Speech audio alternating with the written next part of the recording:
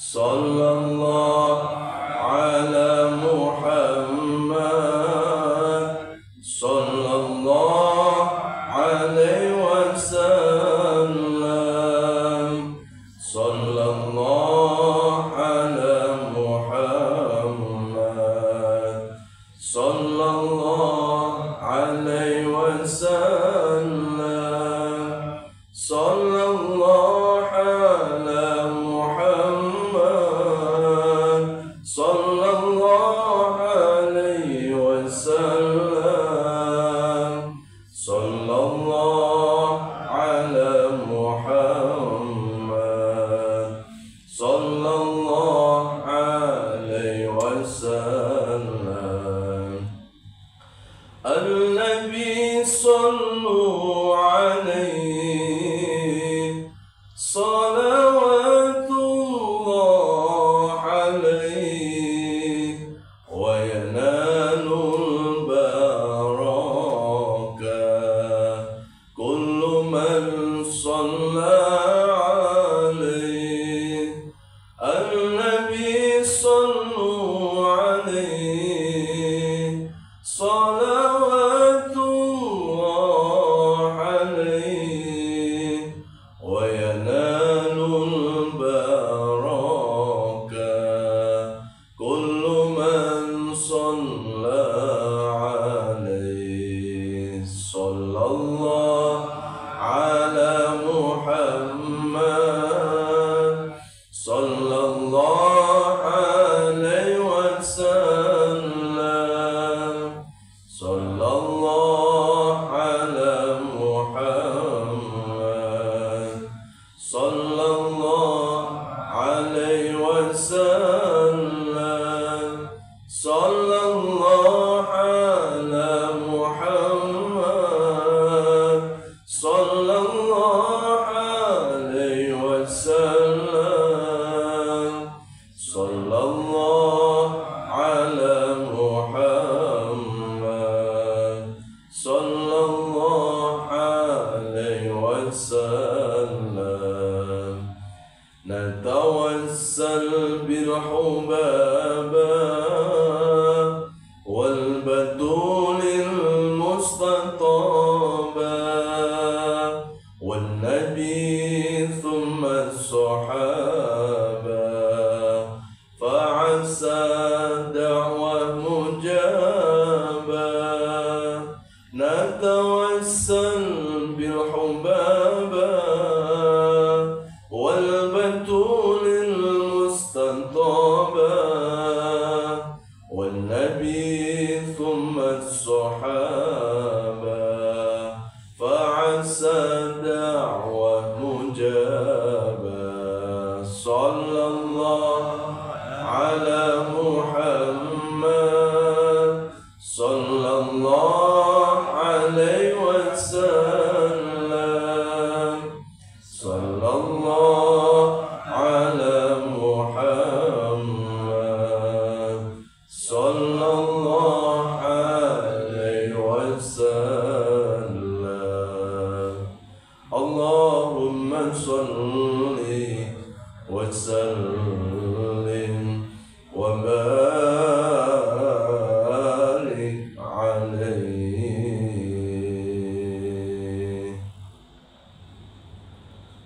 Ya Allah, sampaikan salawat salam rindu kami kepada kekasih-Mu Rasulullah sallallahu alaihi wasallam.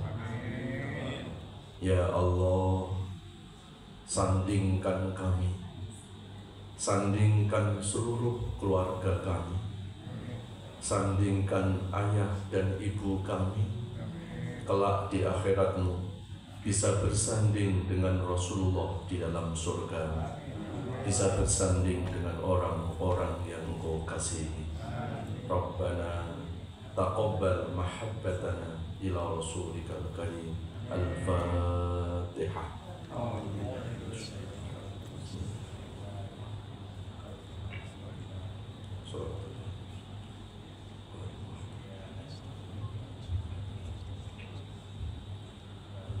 Assalamualaikum warahmatullahi wabarakatuh. Alhamdulillahirabbil alamin. Allahumma sholli ala nabiyyina Muhammadin wa ala alihi wa ashabihi ajmain. Rabbi zidna ilma wa alhiqna bis-sholihin. Amma ba'd. Yang saya hormati segenap pengurus Masjid Al-Ihsan, wabil khusus Pak Citon yang menghubungkan saya di tempat ini, juga Bapak Ibu jamaah sholat subuh yang dirahmati Allah. Alhamdulillah, kita bersyukur kepada Allah karena berkat izin dan irodahnya kita masih diberikan nikmat sehat, nikmat panjang umur, sehingga pada subuh ini kita bisa hadir di majelis ilmu ini. Mudah-mudahan hadir kita di majelis ilmu ini akan menjadi sebab turunnya rahmat Allah Subhanahu wa ta'ala. Amin ya Allah ya Rabbal. Salawat salam sama-sama kita sampaikan kepada panutan abadi kita Rasulullah Muhammad sallallahu alaihi wasallam. Semoga kita termasuk umat yang mencintai Nabi, dan mudah-mudahan Nabi mencintai kita. Amin ya Rabbal. Baik Bapak Ibu jamaah sekalian, kajian kita pada subuh ini adalah tadabbur Al-Quran, yaitu renungan-renungan di bawah naungan ayat-ayat suci Al-Quran. Kali ini kita akan mengangkat satu tema, yaitu ketika iman sedang down, ketika iman sedang turun. Apa kiat-kiat untuk menaikkan keimanan? Untuk mengawali kajian ini, kita akan membuka Al-Quran surat Yunus, surat 10, ayat 62 sampai 64. A'udzu billahi minasy syaithanir rajim. Bismillahirrahmanirrahim. Ala inna awliya Allahi la khawfun alaihim wa la hum yahzanun. Alladzina amanu wa kanu yattaqun lahumul bushra fil hayatid dunya wa fil akhirah la tabdila li kalimatillah dzalika huwal fawzul azim. Shadaqallahul azim. Surat Yunus surat 10 ayat 62 sampai 64, yang artinya ingatlah sesungguhnya para wali-wali Allah. Wali itu artinya apa? Kekasih Allah. Siapa ciri-ciri walinya Allah itu? La khaufun alaihim, yaitu orang-orang yang tidak dihantui ketakutan dalam menghadapi hidup. Wala hum yahzanun, dan mereka tidak larut dalam kesedihan. Alladzina amanu wa kanu yattaqun, mereka itulah orang-orang yang selalu menguatkan keimanan. Wa kanu yattaqun, dan meningkatkan ketakwaan. Lahumul busyra fil hayatid dunya wa fil akhirah, dan bagi mereka akan mendapatkan kebahagiaan dunia dan kebahagiaan akhirat. Itulah kurang lebih terjemah dari surat Yunus surat 10 62 sampai 64. Bapak Ibu jamaah sekalian, kalau kita merenungi surat Yunus yang kita sudah baca tadi, keimanan itu yang akan membuat seseorang dekat dengan Allah. Keimanan itu yang akan menjadikan seseorang dalam hidup itu, Pak, tidak akan dihantui ketakutan, tidak akan larut dalam kesedihan. Orang yang imannya baik, orang yang takwanya baik, pasti orang itu akan baik dalam menjalani proses-proses kehidupannya.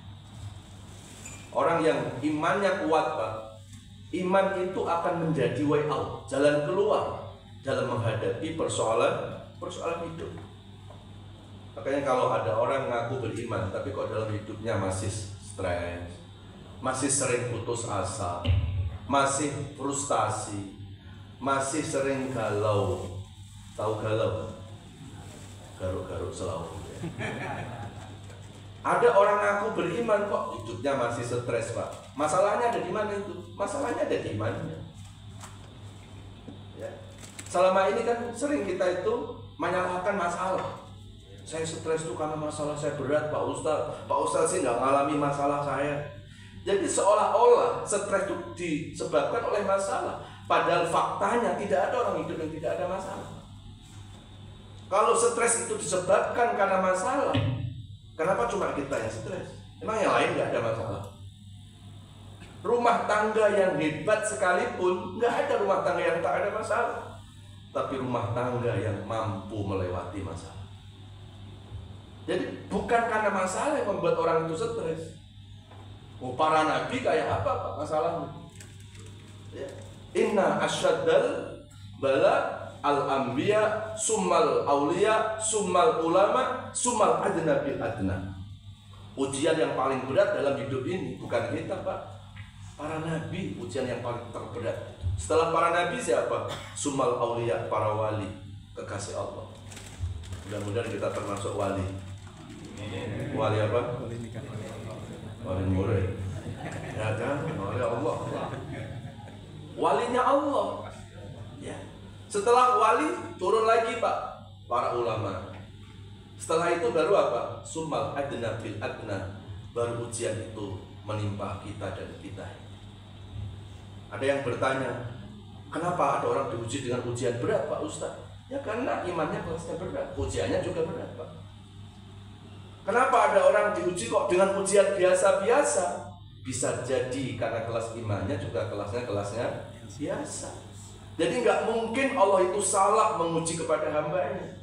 Jangankan Allah, seorang guru saja nggak mungkin salah menguji muridnya Pak. Ada guru SMP, nggak mungkin dia memberikan ujian kepada muridnya dengan pelajaran SMA. Kalau ada guru seperti itu, jangan-jangan muridnya lebih pintar daripada gurunya. Kalau guru aja nggak mungkin salah memberikan ujian kepada muridnya, ya apalagi Allah. Allah sudah tahu takaran, Allah sudah tahu kapasitas keimanan kita.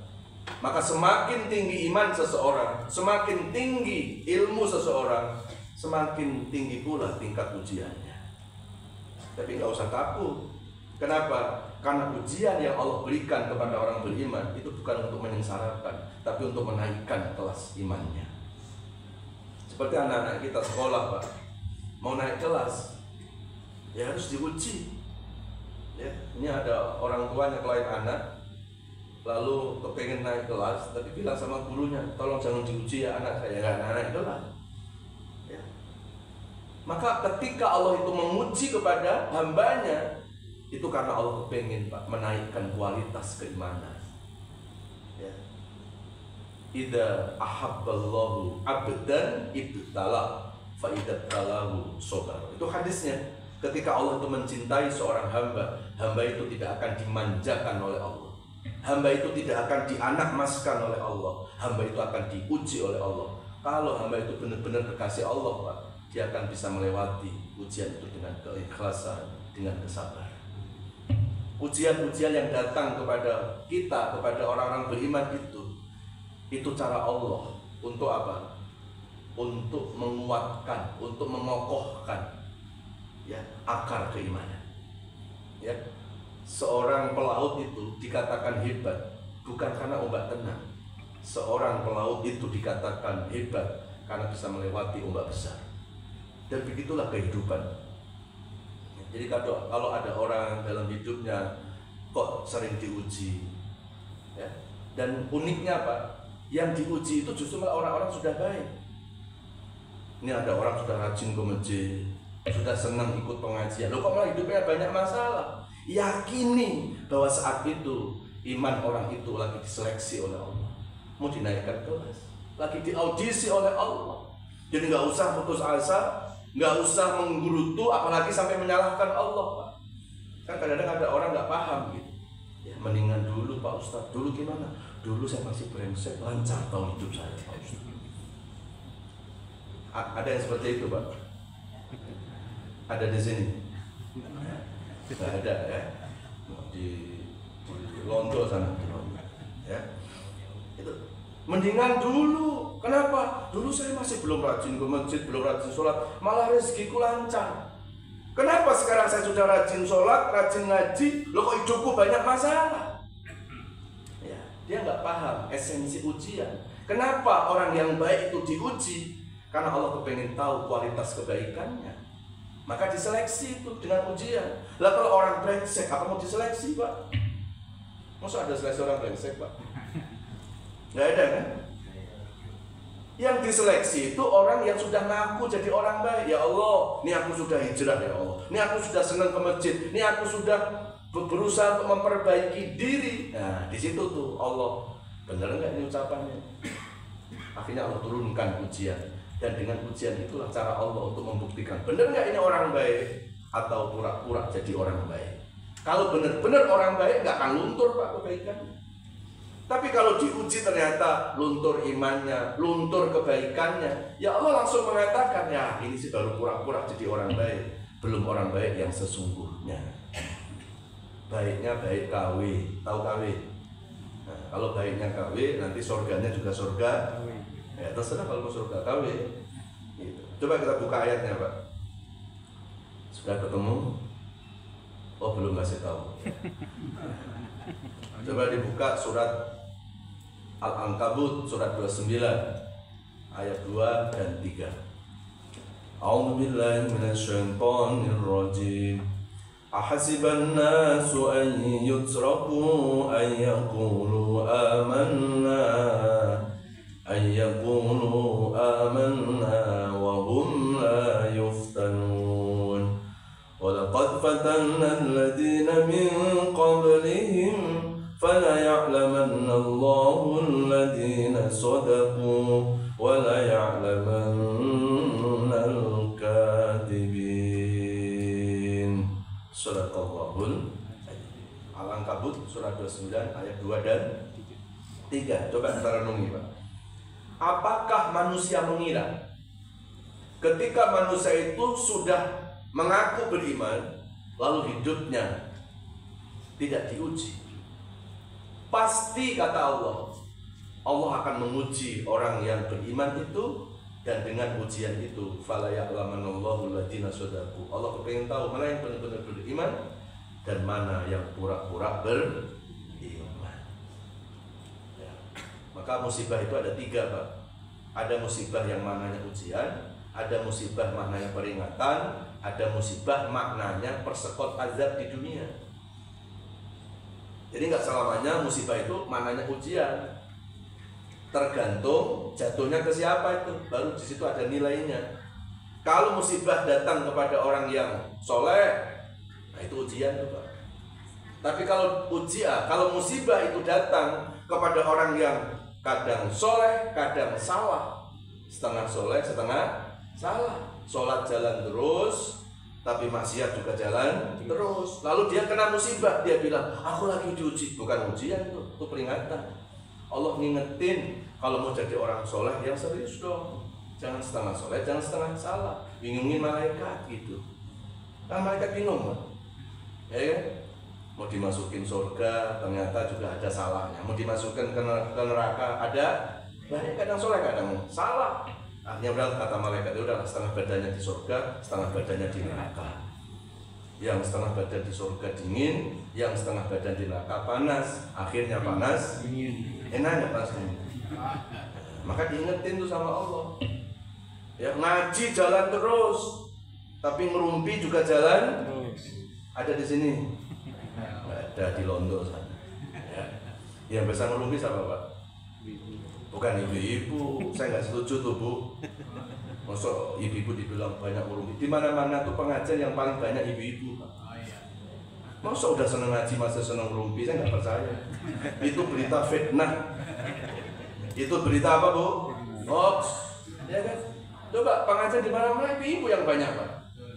Ya, namanya udah sering ngaji, nggak mungkin senang ngerumpi. Jadi kalau ada berita ibu senang ngerumpi, itu berita fitnah. Saya belain. Ya, yang senang ngerumpi itu bapak-bapak. Kalau ibu suka nonton bola gitu. Ada orang senang ngaji tapi masih senang riba, senang memfitnah, senang ngerumpi. Tiba-tiba Pak dikasih musibah sama Allah, itu peringatan. Kenapa Allah itu memberikan peringatan? Karena Allah masih sayang. Karena ada kebaikannya itu. Allah masih sayang. Ditegur sama Allah. Sudah dikasih peringatan, nggak kunjung sadar juga, nah, baru berubah tuh. Yang tadinya peringatan itu bisa menjadi persekot azab di dunia. Saya senang mengatakan persekot azab, Pak. Karena kalau azab sesungguhnya di akhirat. Di dunia itu baru DP-nya itu, DP itu. Ya, itu. Mana dalilnya Pak Ustaz?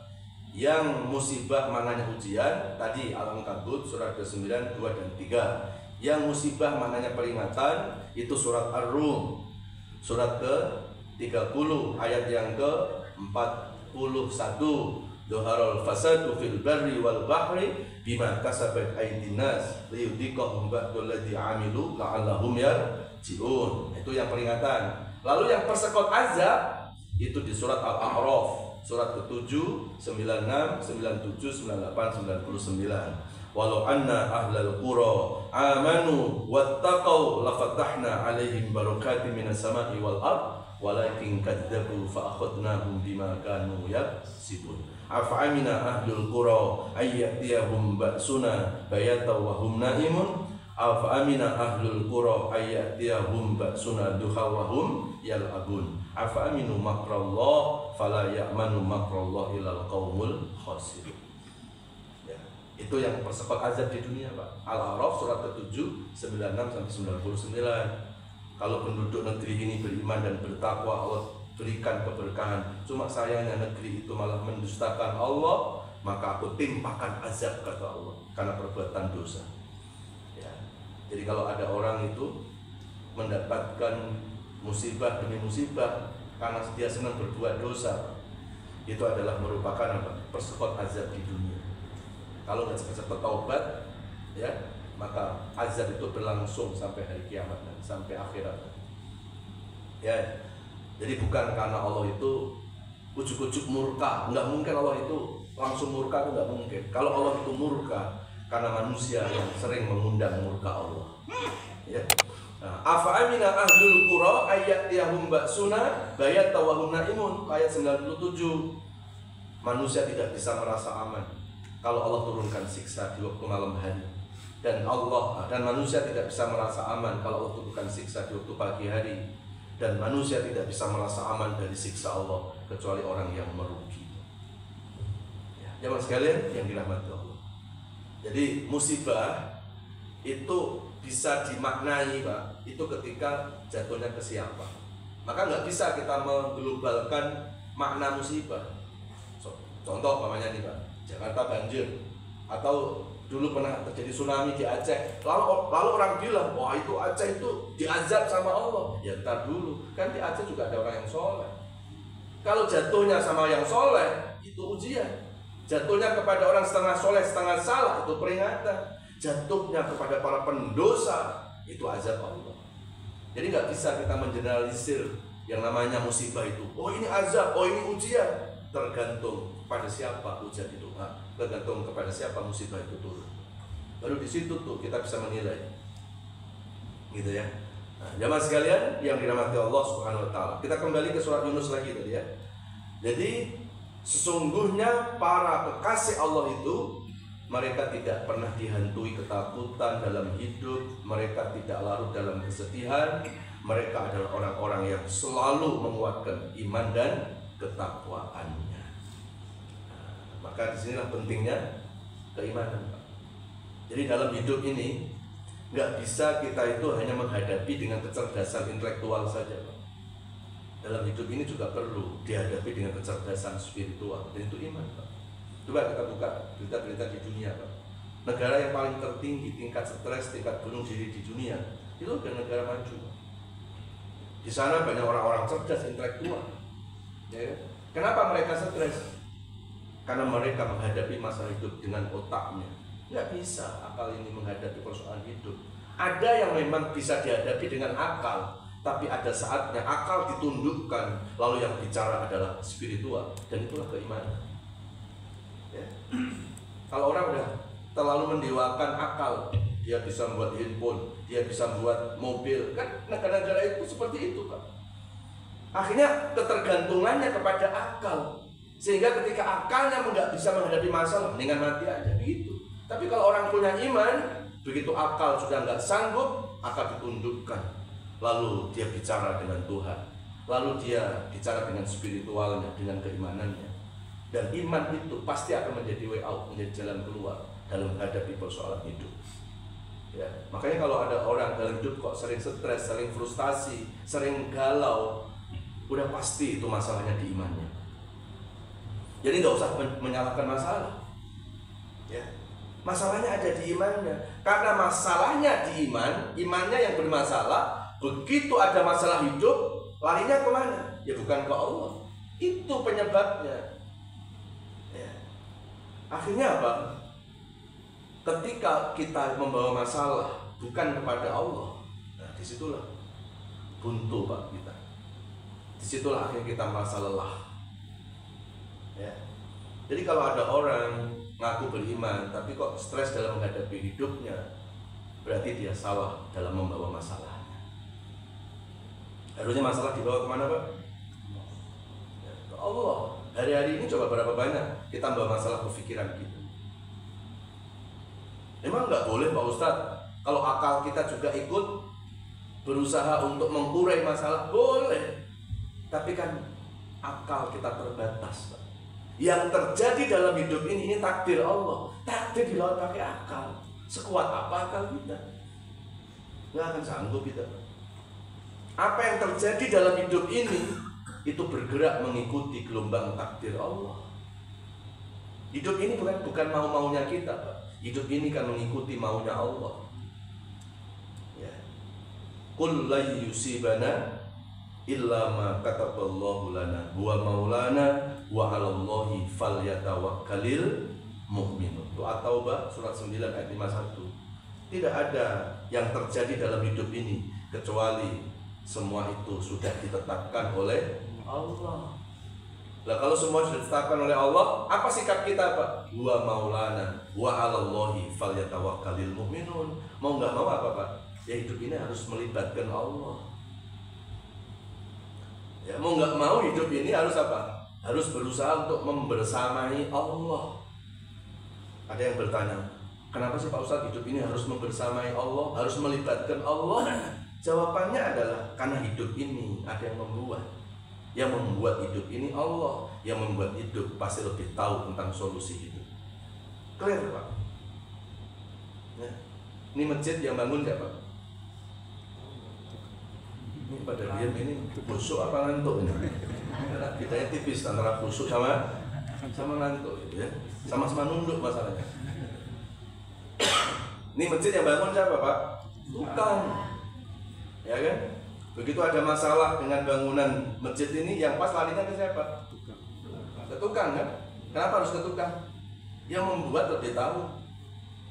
Ini masalah bangunan larinya ke Pak Ustadz.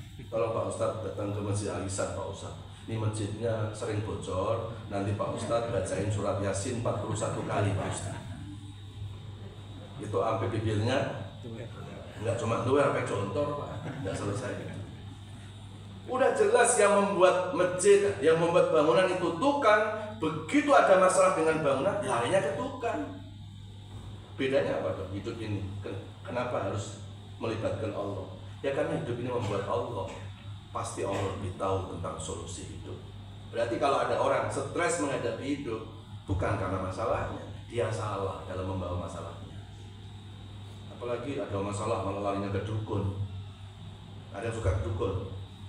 Atau ada dukunnya di sini mana? Ada masalah larinya ke dukun.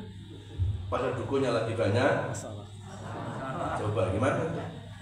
Orang dukunnya lagi banyak masalah, malah didatangi dengan bawa tambah masalah. Ya, Setiap kali sholat kita baca iyyaka na'budu wa iyyaka nasta'in, hanya kepadamu kami ibadah, hanya kepadamu kami minta tolong ya Allah. Begitu ada masalah lupa sama bacaan itu, kok nggak ke Allah kita? Setiap sholat kita baca inna sholati wa nusuki wa mahyaya wa mamati lillahi rabbil. Ya Allah, hidupku, matiku, aku serahkan hanya kepadamu. Ada masalah, kemana bacaan itu, Pak? Ya. Jadi iman ini ya ibarat pohon. Ya kan disebutkan dalam Al-Qur'an kan? Ya. Iman itu ibarat pohon, akarnya itu ilmu, buahnya adalah amal kebaikan. Ya. Jadi kalau pohon mau kuat, apa yang harus dikuatkan? Akarnya. Akar itu apa? Ilmu, Pak.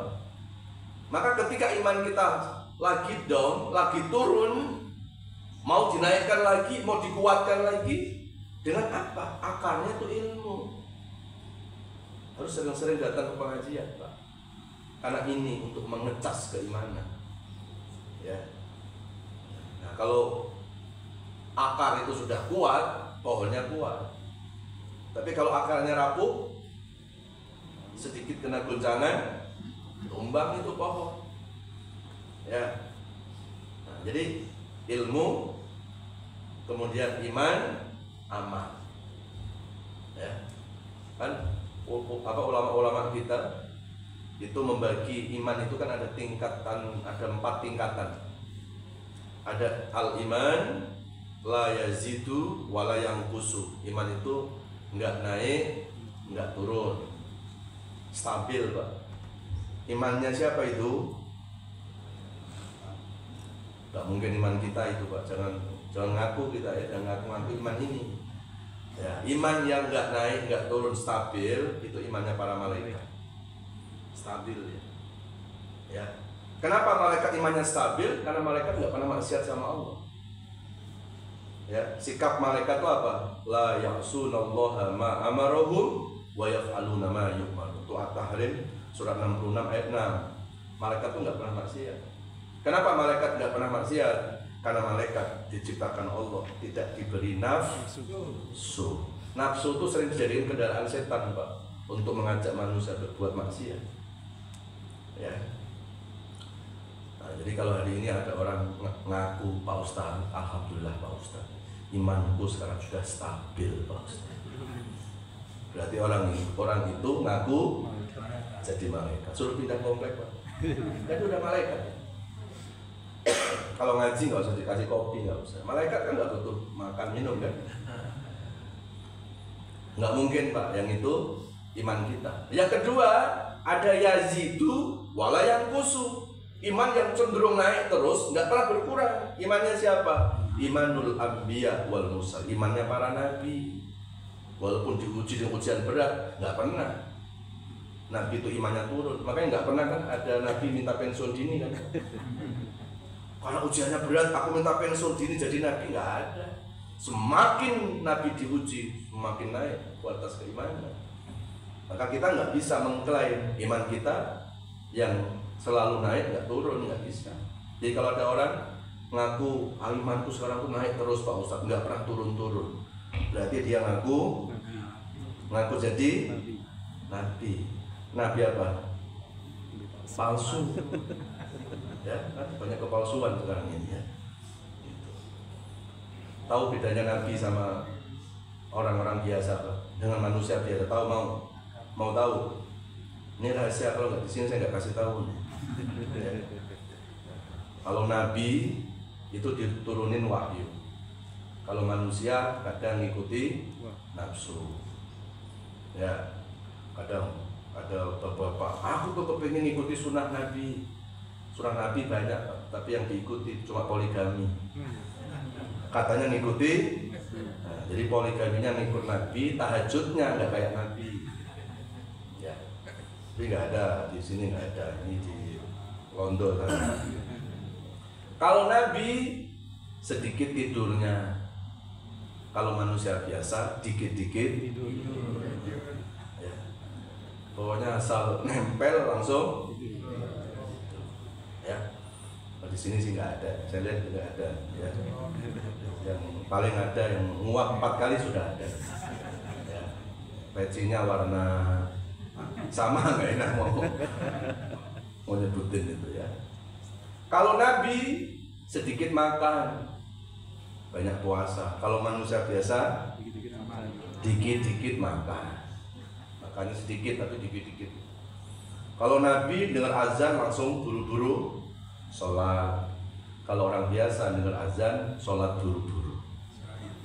Sholatnya buru-buru. Lalu yang ketiga, imannya siapa itu Pak? Al-iman yang khusu wala yazid. Kalau tadi kan bertambah nggak berkurang, ini sebaliknya. Berkurang tidak pernah bertambah. Nah, ini imannya siapa ini? Imanul munafik. Imannya orang-orang munafik. Kenapa orang munafik itu imannya selalu turun Pak? Fi qulubihim maradun fazada humullahu maradu walahum adabun alimum bima kanu yaktubun. Karena suka bohong itu. Bohong tuh berebut iman. Itu munafik. Kenapa orang munafik suka bohong? Fi qulubihim maradun, hatinya berpenyakit. Tapi nggak sadar. Ya, orang tuh sadar sakit kalau sakitnya sakit jasmani. Padahal penyakit hati itu penyakit rohani.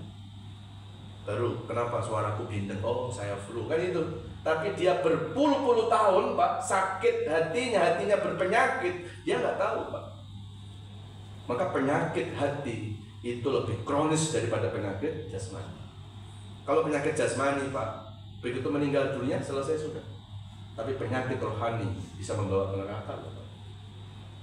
Ya kan nggak ada nanti di neraka malaikat ngomong, Bapak sakit apa? Sakit jantung neraka sana. Nggak ada. Tapi berpenyakit hati ada kebohongan. Ya, orang kalau sudah sekali bohong Pak, susah untuk menyetop kebohongan. Apalagi kalau bohongnya menghasilkan. Nah, gitu kan? Kalau bohongnya itu menguntungkan, sekali dia bohong, dia akan coba bohong kedua kali. Dan ketiga kali bohong lagi, kenapa? Untuk nutupi kebohongan sebelumnya. Sampai kiamat kurang sehari nggak kelar tuh orang. Ya, kurang berapa hari kiamat tadi? Kurang sehari. Ya, masih bohong dia, masih bohong. Dan apa yang terjadi? Orang bohong Pak menyiksa diri. Orang bohong itu Pak hari-hari dihantui ketakutan. Kalau nggak percaya silakan jadi orang bohong. Ya. Iya, orang bohong itu tersiksa. Kenapa? Setiap hari dia itu khawatir, jangan-jangan orang tahu siapa saya.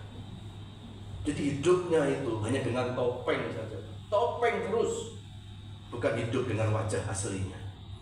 Ya. Nggak ada di negeri ini, nggak ada. Ini saya cerita di Londo sana. Ya. Jadi terus akan melakukan kebohongan, dan itu membuat iman itu turun Pak. Kalau iman sudah turun Pak, nggak akan mengenal kebenaran. Sudah salah saja, dia nggak pernah sadar kesalahan. Bahaya itu Pak. Ya, makanya kalau kita ini Pak, kadang kita berbuat dosa, tiba-tiba kita sadar dosa kita, bersyukur Pak. Kalau kita sadar, kenapa? Berarti di dalam hati kita sudah jelas iman tumbuh. Tapi kalau orang berdosa, nggak berdosa, biasa saja, nah, itu justru malah khawatir. Jangan-jangan apa? Imannya belum tumbuh. Sehingga apa? Dia mau berdosa atau nggak berdosa, nggak berpengaruh. Tapi kalau orang itu hatinya tumbuh iman, begitu dia berbuat dosa, dia cepat sadar. Iya ya, selama ini aku berdosa ya. Aku bertaubat. Baik Pak itu orang. Kullu bani Adam khata' wa khairul khata'at tawwabun. Kata Nabi, semua manusia itu banyak dosanya, dan sebaik-baik yang berdosa kalau menyadari dosanya dan setelah sadar mau bertobat kepada Allah. Yang nggak baik justru yang merasa dirinya paling baik, merasa dirinya paling benar, paling suci, paling jago, padahal yang jago itu berarti dia apa itu? Ayam. Ya, merasa paling super, yang super apa? Mie. Ya. Jadi justru orang yang tidak baik itu ketika merasa paling baik, merasa dirinya paling suci, itu nggak baik, Pak. Jangankan kelasnya kita, sekelas Nabi Muhammad saja dalam sehari nggak kurang baca istighfar 100 kali. Itu riwayat dari Ibunda Aisyah. Wa kana Rasulullah sallallahu alaihi wasallam yastaghfiru fi kulli yaumin mi'ata marrah. Rasulullah dalam sehari nggak kurang baca istighfar 100 kali. Itu sekelas Nabi masih menyadari salah. Lah kita ini sok suci. Lebih suci mana kita dengan Nabi kita? Maka orang yang merasa dirinya paling baik, paling benar, berarti dia menghina Nabi. Seolah-olah umatnya lebih suci daripada nabinya. Fala tuzakku anfusakum wa huwa a'lamu bimanittaqo. Jangan pernah merasa lebih baik dari orang lain, karena sejatinya yang tahu diri kita hanya Allah. Jangankan saya menilai orang lain, Pak. Saya kan nggak tahu, Pak, nilai diri saya di hadapan Allah. Ya kan? Karena hak menilai hanya siapa? Hak menilai hanya Allah. Berarti kalau hari ini ada orang senang menilai-nilai orang lain, berarti orang itu telah magang jadi Tuhan. Ya, jangan-jangan sudah jadi Tuhan ya. Sehingga dia tahu, Pak. Kan ada orang kan sampai menjas surga, neraka, sesat, ya kan? Yang tahu nilai itu hanya Allah. Maka tanamkan sifat salamatis sudur. Ya, itu kalau dalam ilmu tasawuf, salamatis sudur itu sifat orang-orang yang ma'rifat, orang-orang yang qalbuhu wasol ilallah, yang hatinya itu sudah mengenal Allah. Maka salah satu sifat orang yang al-arif billah, orang yang ma'rifat kepada Allah itu apa? Salamatis sudur. Dia menyelamatkan hatinya untuk melihat, tidak melihat kesalahan orang lain, sehingga dia mampu melihat kesalahan diri sendiri. Itu salamatis sudur. Itu yang ketiga. Lalu tingkatan iman yang berikutnya apa? Imma yazidu wa imma yanqusu. Kadang naik, kadang turun. Imannya siapa, Pak? Imannya Pak Ustadz, imannya kita semuanya. Loh, kenapa iman kita kok nggak naik terus, Pak Ustadz? Ya kan itu Nabi, kita bukan Nabi. Kenapa iman kita kok nggak stabil? Nah itu malaikat, kita juga bukan malaikat. Maka iman kita kadang naik, kadang turun, itu normal. Normal, Pak. Kadang naik, saat ngaji naik, nggak tahu setelah ngaji nanti. Ya, tiba-tiba turun. Nggak apa-apa, ketika turun cepat dinaikkan lagi. Cara menaikinya dengan apa? Tadi ilmu, dengan ilmu. Ya, sering-sering ikut pengajian. Jadi ngaji itu bukan sekedar hanya menghadirkan fisik di pengajian, tapi ngaji itu menghadirkan iman, menghadirkan hati. Kalau yang hadir itu hati, yang hadir iman, pasti ada perubahan. Tapi kalau orang ngaji yang hadir cuma hanya fisiknya saja, yang ngaji nggak ada bedanya. Karena yang hadir cuma fisik, belum hatinya. Ya. Silakan diminum, Pak Ustadz. Makasih. Nggak ada nawarin, Ustadz. Bismillahirrahmanirrahim. Ntar kopinya nanti belakang. Ya. Kode. Nggak khawatir nanti tiba-tiba capek-capek buatin kopi, ntar, Pak. Ya. Sampai mana tadi, Pak? Jadi kalau iman kita kadang naik, kadang turun, itu memang posisi iman kita. Normal kita.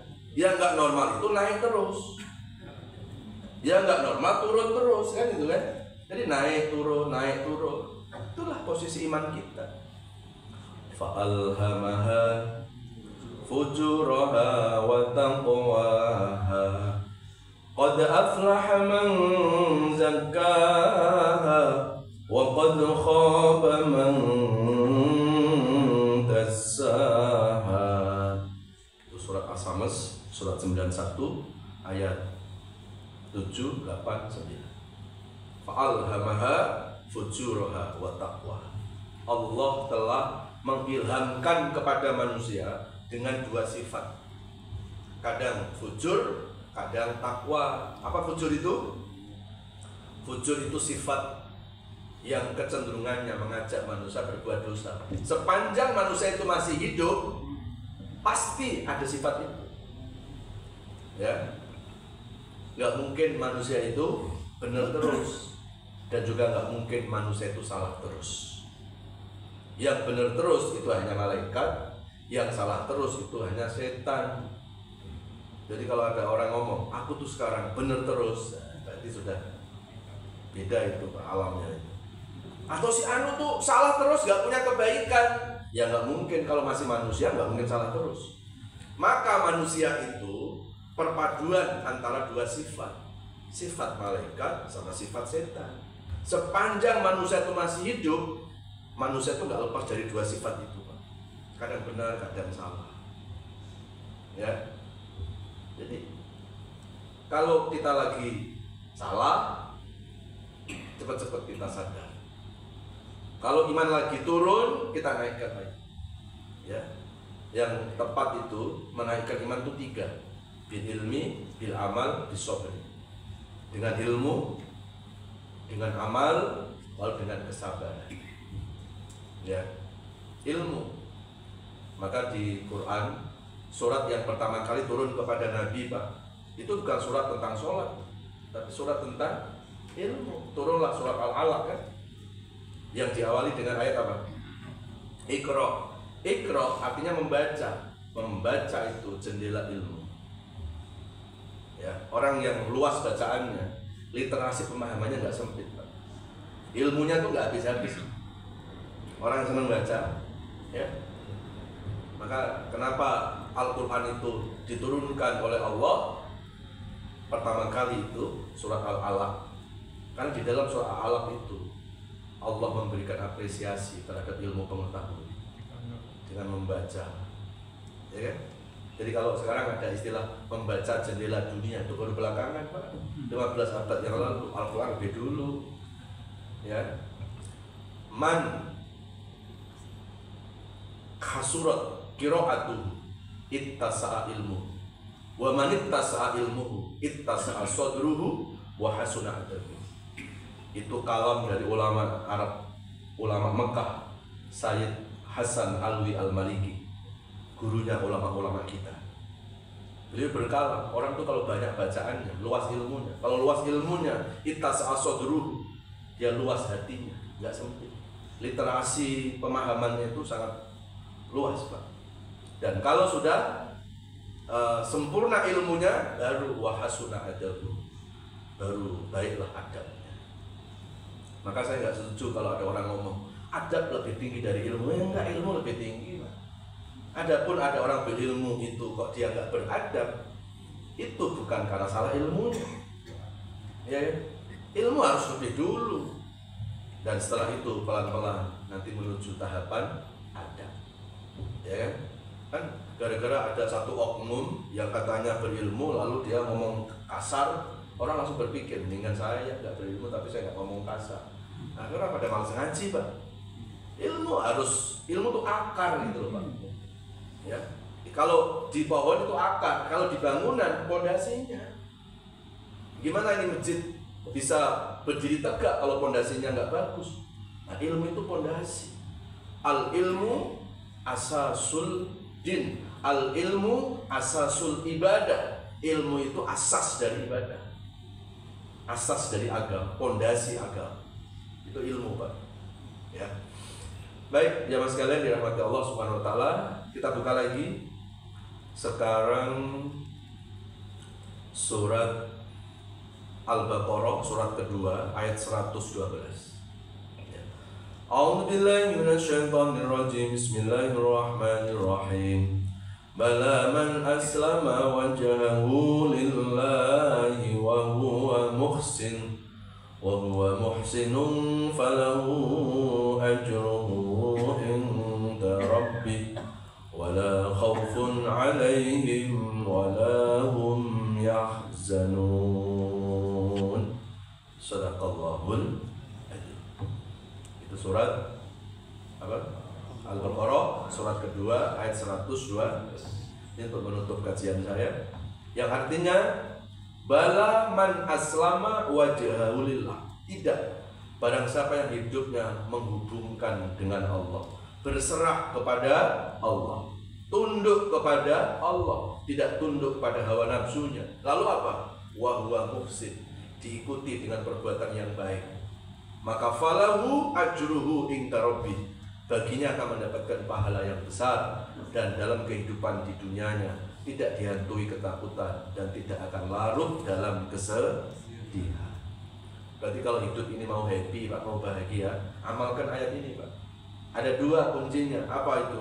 Pertama, hidup ini harus aslama wajhahu lillah. Hidup ini harus melibatkan Allah. Jangan kita tinggalkan Allah. Jangan kita mengabaikan Allah. Kalau kita hidup, kalau kita mengabaikan Allah, Allah pun akan mengabaikan hidup kita. Wala takunu kalladzina nasullaha fa'ansahum anfusahum ulaika humul fasiqun. Al-Hasyr surat 59 ayat 19. Lalu waman a'rada an dzikri fa inna lahu ma'isyatan donka wa nahsyuruhu yaumal qiyamati a'ma. Barang siapa yang hidupnya berpaling dari Allah, maka Allah akan memberikan kehidupan yang sempit.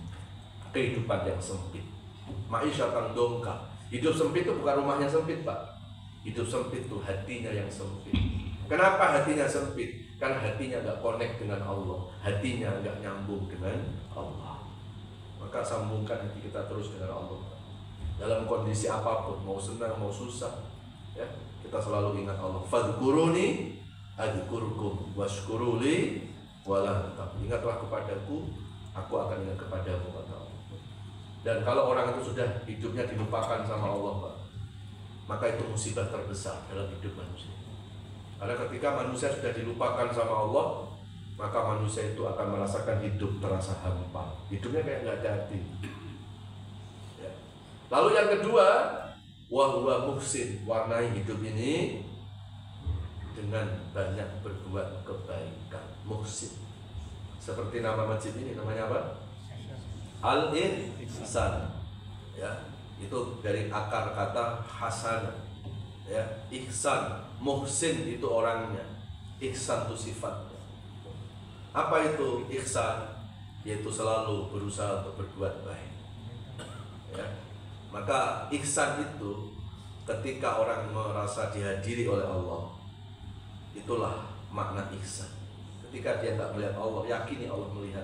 Kalau orang tuh merasa dihadiri sama Allah Pak, dia nggak mungkin hidupnya macam-macam, karena dia selalu merasa diawasi oleh Allah. Ketika orang ngajak dosa, yuk kita dosa, yuk kita korupsi. Kenapa? Mumpung nggak ada siapa-siapa. Orang yang ihsan nggak mungkin. Orang ihsan itu ketika dia sendiri Pak, dia merasa keduanya itu Allah. Ya. Kalau dia berdua, ketiganya adalah Allah. Itulah ihsan. Ya. Kalau ketiganya setan, itu bukan ihsan. Ya. Itu ya. Jadi kuatkan iman dengan menghubungkan diri kepada Allah, lalu warnai iman itu dengan amal soleh. Amal soleh itu kan buahnya, ya. Buah dari iman itu amal soleh. Akarnya ya adalah ilmu, ya. Maka kita berusaha untuk selalu berbuat baik kepada siapapun. Jangankan kepada orang yang sesama Muslim, kepada orang di luar Islam ini nggak boleh kita membenci, ya. Jangankan kepada manusia, kita aja nggak boleh menyakiti hewan. Kan ada hadis kan yang Nabi pernah mengatakan, ada wanita ahli ibadah nanti di akhirat terhalang nggak bisa masuk surga. Lalu ditanya oleh sahabat, kenapa Rasulullah orang ibadah kok nggak bisa masuk surga? Kata Nabi, dulu wanita ini waktu hidupnya pernah mendolimi kucing yang ada di rumahnya. Gara-gara nyakiti hewan nggak bisa masuk surga. Gimana kalau nyakiti tetangga? Ini setiap hari datang ke masjid Pak, tapi nyakiti tetangga juga nggak berhenti. Terus merasa seolah-olah, alhamdulillah aku sudah sholat, kayaknya udah pantas deh aku masuk surga. Surga mana? Terhalang kita Pak. Ya, kita berusaha untuk mewarnai hidup dengan banyak berbuat kebaikan. Kalau nggak bisa berbuat baik dengan banyak orang Pak, paling tidak kita berusaha untuk berbuat baik dengan sedikit orang. Dengan sedikit orang nggak bisa juga berbuat baik, paling tidak jangan nyakiti orang gitu.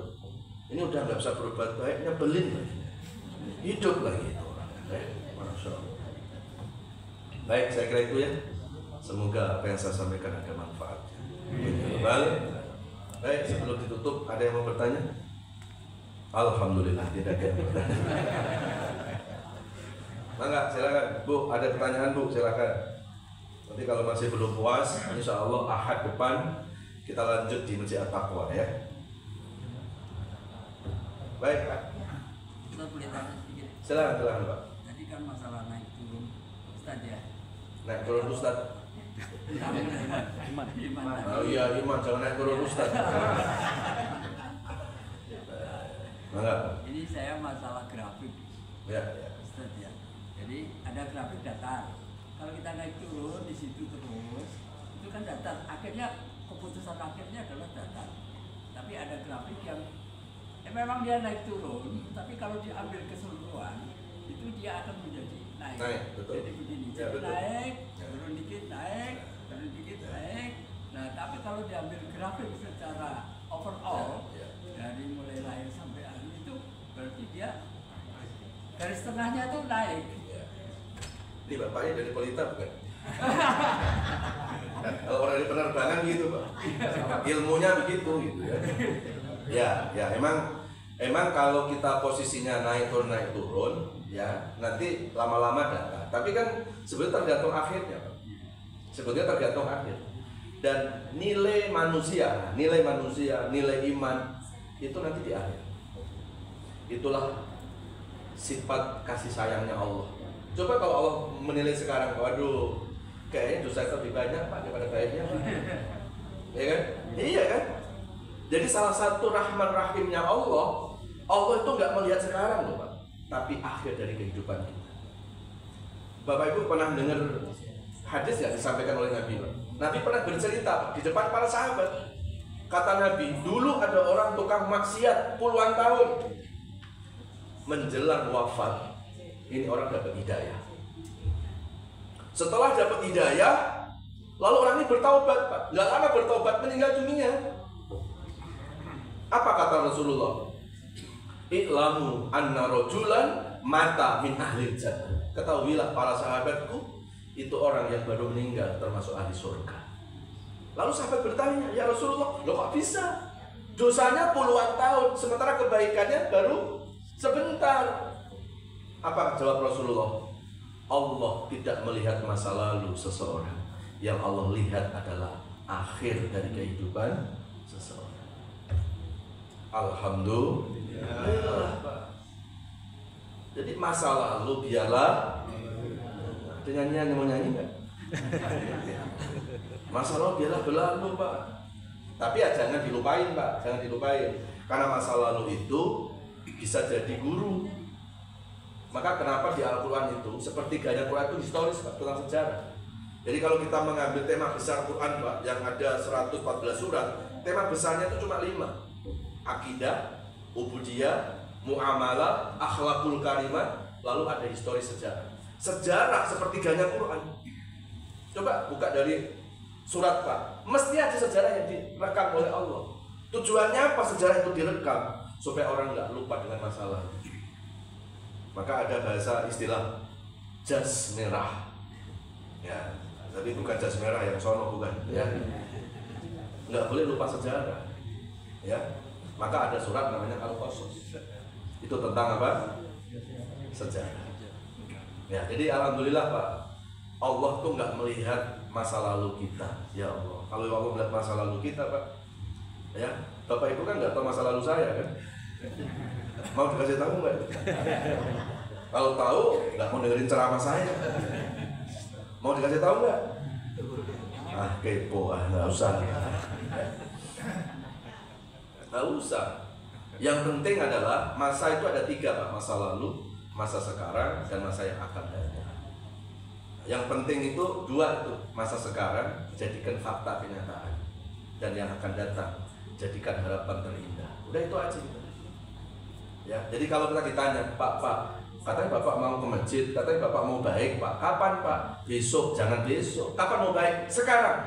Kenapa? Belum tentu kita hidup di hari esok. Berapa banyak orang yang menyesal nanti di akhirat Pak, karena menunda-nunda kebaikan. Dulu masih kerja, nggak pernah ngaji, nggak pernah ke masjid, masih sibuk saya. Sudah berhenti bekerja, masih sibuk juga. Memang begitu Pak. Makanya kalau kita sudah niat untuk jadi orang baik, kapan Bapak baik? Sekarang. Gitu Pak. Jangan bilang besok, tarsuk. Jangan. Sekarang. Jangankan kita bicara hari esok Pak. Setelah pulang pengajian ini, tahu nggak apa yang terjadi pada diri kita? Berapa banyak orang yang meninggal tanpa gejala? Ya kan? Kemarin kan ada yang orang Madura itu pergi haji kan Pak, belum sampai Mekah masih duduk di pesawat Pak. Itu kata anaknya, ya, kata anaknya itu kan biasanya kalau kita naik pesawat kan disuruh pasang sabuk pengaman, tolong saat naik pesawat baru take off itu jangan sampai ada kamar mandi, semua duduk gitu kan, lampu semua dimatikan gitu kan nggak lama biasanya kan Pak. Nah nggak lama datanglah pramugari ngasih minum, nah nunduk begini, ya dikiranya apa? Tidur Pak.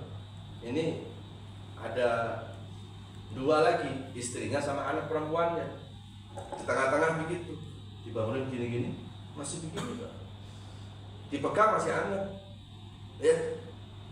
Ternyata saat duduk itu Israel lewat, diambil nyawanya. Maka saya sarankan Bapak Ibu jangan sering nunduk kalau ngaji. Ini langsung sering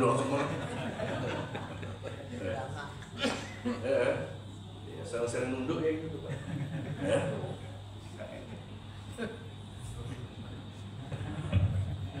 Ustaz ini gimana ya? Nyusahin orang Ustaz. Baik, saya kira itu Pak ya. Jadi endingnya yang penting ending Pak, akhir. Maka hari ini kalau kita mau jujur nih Pak, hari ini tuh kita baru ngaku-ngaku jadi orang baik. Kita belum tahu.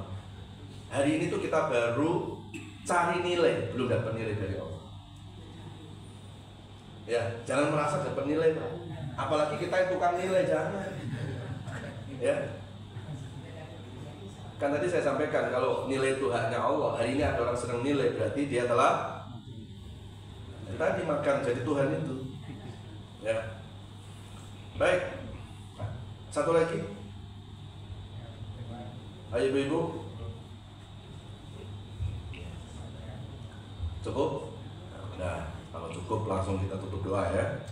Mudah-mudahan doa-doa kita diijabah oleh Allah. Yang sakit Allah angkat penyakitnya, dan semoga kita dijadikan Allah termasuk ahlul masjid, orang-orang yang mencintai masjid, orang-orang yang ahlul ilmi, orang-orang yang cinta ilmu. Al-Fatihah.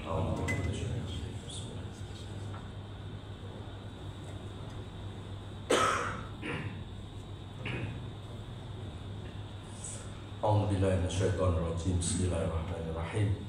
Alhamdulillahirabbil alamin. Allahumma shalli ala Muhammad wa alihi wa sahbihi wa barik wa sallim ajma'in. Allahumma ja'alna min ahlil Qur'an. Ya Allah, jadikan kami semua termasuk ahlul Qur'an, orang-orang yang pecinta Al-Qur'an, mampu membacanya, mampu mengkajinya, mampu menghafalkannya, dan juga mampu mengamalkannya. Ya Allah, ya Allah, jadikan Al-Quran yang kami kaji pada subuh ini akan menguatkan iman dan takwa. Jadikan Al-Quran ini menjadi penyejuk di hati sanubari kami. Jadikan Al-Quran ini menjadi obat buat seluruh penyakit-penyakit kami, baik penyakit fisik maupun penyakit hati yang kadang susah diobati. Ya Allah, jadikan Al-Quran ini menjadi cahaya penerang dalam kegelapan alam kubur kami nanti. Jadikan Al-Quran ini ya Allah menjadi syafaat-Mu, pertolongan-Mu di akhirat nanti. Ya Allah, bila hidup ke depan kami ini masih membawa kebaikan-kebaikan, mohon ya Allah berkahi dalam ketaatan dan panjangkan usia kami. Berikan kesehatan jasmani rohani kami ya Allah. angkat seluruh penyakit-penyakit kami. Berikan keikhlasan dan kesabaran dalam menjalani sisa-sisa hidup ini ya Allah. Jadikan sisa-sisa hidup kami ini menjadi hidup yang jauh lebih baik, hidup yang lebih berkah, hidup yang penuh ibadah, hidup yang selalu mampu memperbaiki diri. Ya Allah, dari mulai hari ini sampai Engkau mencabut nyawa kami, tetapkan iman dan Islam kami ya Allah, sehingga hanya nama-Mu yang kami sebut ketika kami menghembuskan nafas terakhir kali. Ya Allah, sebelum ajal menjemput kami, izinkan kepada kami untuk bertaubat kepada-Mu ya Allah. Ajarkan kepada kami makna taubat ya Allah, agar kami mampu menyadari dosa-dosa kami selama ini. Kami bukan orang yang suci dari dosa, kami bukan orang yang suci dari kesalahan. Kami menyadari banyak dosa-dosa dari masa lalu hingga saat ini. Ampuni dosa-dosa kami ya Allah. Jangan Kau balas dosa-dosa kami dengan kemurkaan-Mu ya Allah. Jangan Kau balas dosa-dosa kami dengan musibah-musibah yang selalu menghampiri hidup kami. Wassallallahu ala nabiyyina Muhammadin wa ala alihi wasallam. Walhamdulillahi rabbil alamin. Sallallahu ala Muhammad, sallallahu alaihi wasallam, sallallahu ala Muhammad, sallallahu alaihi wasallam, sallallahu ala Muhammad, sallallahu alaihi wasallam, sallallahu ala Muhammad, sallallahu alaihi wasallam. Subhanallah bihamdika, asyhadu an la ilaha illa anta, astaghfiruka wa atubu ilaik. Mohon maaf lahir batin. Wassalamualaikum warahmatullahi wabarakatuh. سال دمعي شوقا يا حبيبي إليك، فاض قلبي عشقا بالصلاة عليك، طارت روحي حبا